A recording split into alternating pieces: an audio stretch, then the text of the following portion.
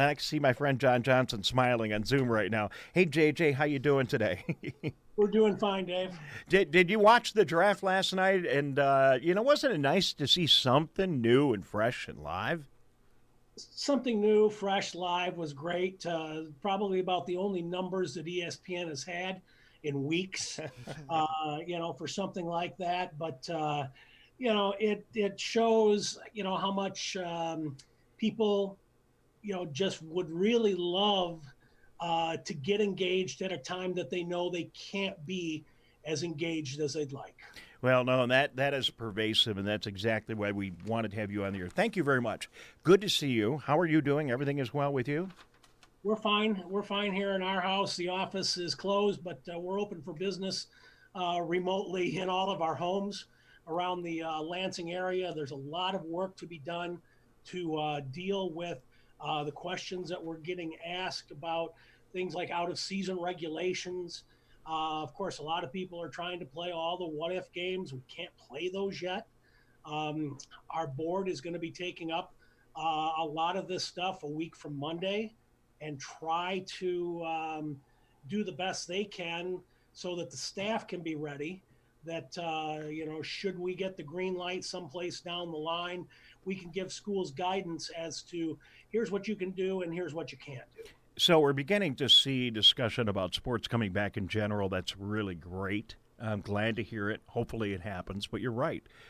We have no idea where this is going to go, and no one can entirely have an idea. The coronavirus, COVID-19, is going to go where it goes, and we're all going to have to respond. But on the table, the table, and on your options, some of your options, would one of your options be holding high school athletic events without spectators?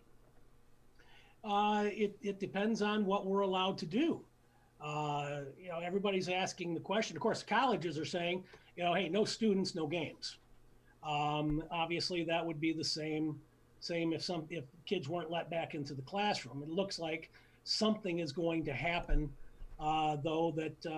I hope we can get kids back into the classrooms this fall.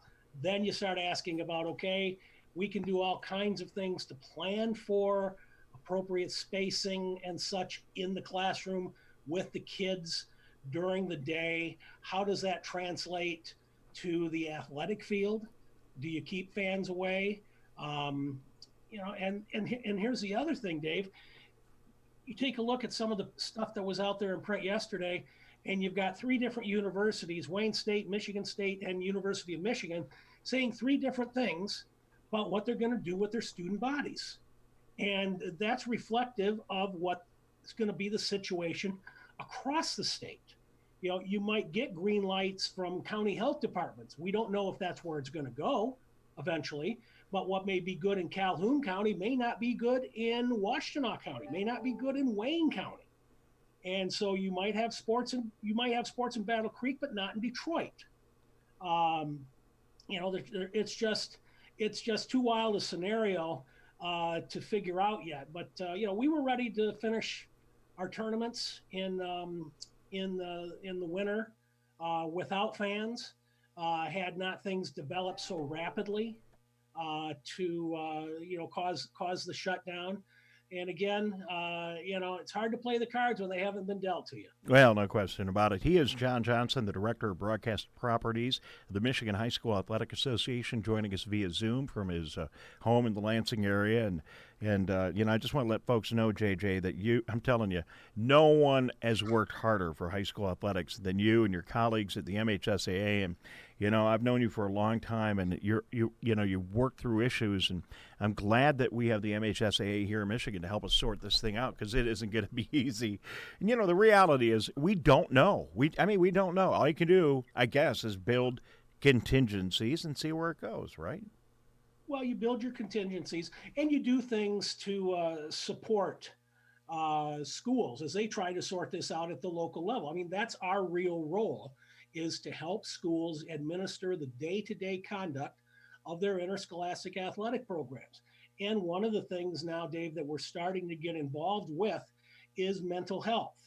And we're working with a group out of Grand Rapids that goes by the name of Be Nice. Sounds good. But we actually had some stuff from them in our rules meetings this year, talking about what are some of the telltale signs of somebody's attitude or actions that may be troublesome. We had Mark D'Antonio, Tom Izzo, Jim Harbaugh, Carol Hutchins. Give me the quarterback from the Lions, who Matthew Stafford. Not Stafford. No, who's dealt with this. Tyler, can you help us out? Eric. Hipple. Hipple. Yeah, Eric Hipple. All right. See, Tyler's Hipple. Not old enough. He's not. Yeah. You can see he's not old enough to know who Eric Hipple is. I know Eric Hipple. Go ahead. That's right. But I mean, these are the people who have stepped up, and they need to be engaged, and they know that that's a big part anymore of their role. Coaching isn't like what it was 30 and 40 years ago.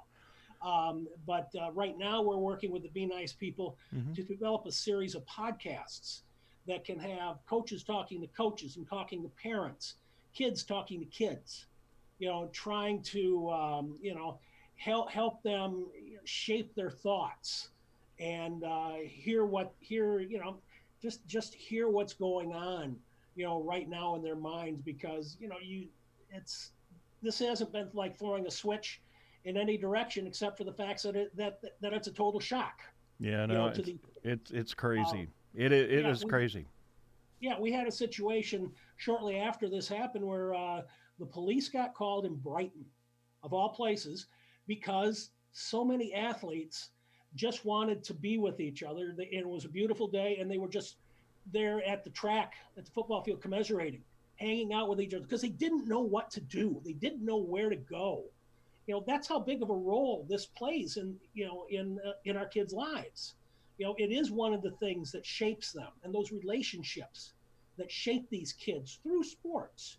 And so they had to get them, hey, you got to go, we know you're having a tough time. And so we're trying to respond in a variety of different ways, not just with rules and regulations, but what kind of services can we do to help kids and schools and communities get through this? Well, I'm confident, John Johnson, you and the MHSAA and your colleagues there will figure it out. There's a bunch of different ways you can go. School has gone virtual. Maybe there is some correlation between the education that happens in the classrooms and what happens with interscholastic sports, that there is some virtual component to it. Maybe there is some training that can go on if we can't play football because we can't do spacing. Maybe there's some kind of other training or other activities, because this is going to end. I mean, this is at some point we're going to get back to some kind of normal. We don't know when, but it is going to end. And maybe there's some interim things. Are you guys talking about, is there any virtual scenario for interscholastic high school sports? Well, that's one of the things that we have talked about a lot. We have, at this time, if things were normal at this time of year, we'd have a 4-player rule in place for winter sports and fall sports, where a coach can only have contact with no more than 4 kids at a time. Big question, hey, can we do that virtually? Can we have a Zoom meeting with the offensive line, for example? So those are the kinds of things that are being thrown at us. Some people are coaches are really trying to find ways to stay engaged, and it doesn't have to be necessarily about tactics, but it can be about encouragement and engagement and relationships. Again, all the other things that are so important that school sports bring to the table, coaches are looking to a way to stay connected to their kids and keep their kids connected through this time. All right, Tyler, could you do like a competitive D&D or something like that? I mean, yeah, esports are becoming a lot bigger. What are esports? It's basically competitive video games. Yeah, can we come up with a whole new category at the MHSAA for competitive video games? I mean, I'm just throwing. I don't know. We haven't talked before this call. Is that even a possibility? Oh, that one's been on the table now for a couple of years. Really? It has been, and right now we've just stated our.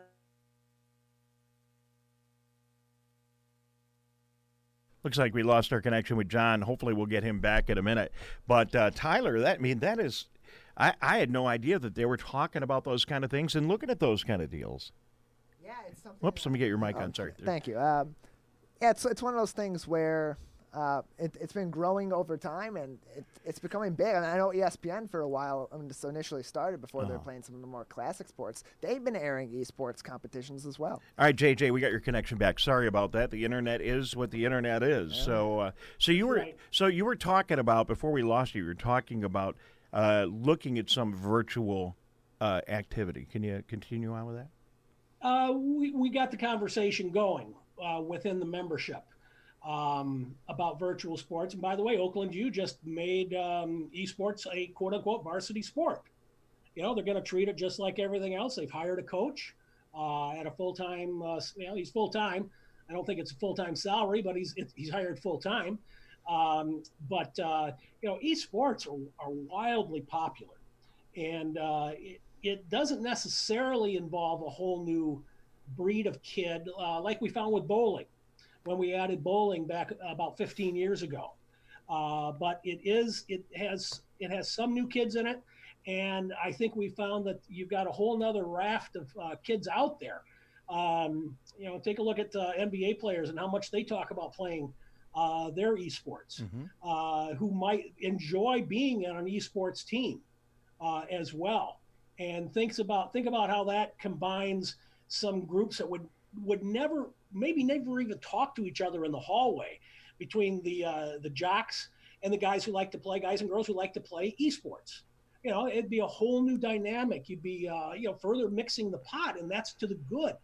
But the discussions that we've had so far, really haven't found traction. There is still some division within the National Federation, which is our umbrella organization for high school sports. Imagine the NCAA without tournaments. Sure. They write the rules, they help with the programming. There's several different brands, for lack of a better term, that are out there for high school kids to play. And then you've got a lot of division between administrators and even kids as to if it should be and whether it is a sport. Some people take offense to having kids play for the school for something that some administrators say, hey, we got to get you off the couch. But, hey, schools that have teams, Western Michigan, for example, at least the first hour of their practice day is developed to physical training. And so, you got to have your mind sharp. Yes, you got to have your body sharp. JJ, I appreciate so much you coming on the show today. I knew I would learn something. I didn't know what I was going to learn.